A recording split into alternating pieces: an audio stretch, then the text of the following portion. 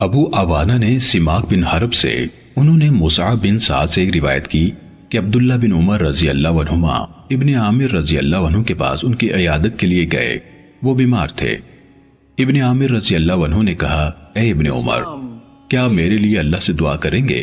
انہوں نے کہا، میں نے رسول اللہ صلی اللہ علیہ وسلم سے سنا کہ آپ صلی اللہ علیہ وسلم نے فرمایا، نماز پاکیزگی کے بغیر قبول نہیں ہوتی، اور صدقہ ناجائز طریقے سے حاصل کیے ہوئے مال سے قبول نہیں ہوتا، اور آپ بصرہ کے حاکم رہ چکے ہیں، مبادا آپ کے پاس کوئی ایسا مال آ گیا ہو۔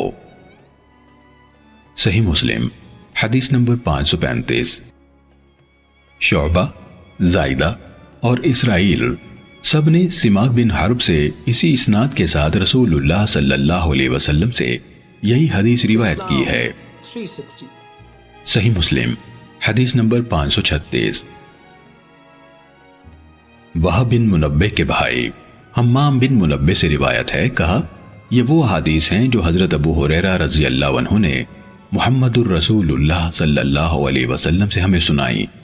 پھر انہوں نے کچھ حدیث کا تذکرہ کیا، ان میں سے یہ بھی تھی، رسول اللہ صلی اللہ علیہ وسلم نے فرمایا، تم میں سے جب کوئی بے وضو ہو جائے تو اس کی نماز قبول نہیں ہوتی یہاں تک کہ وضو کرے۔ صحیح مسلم حدیث نمبر 537۔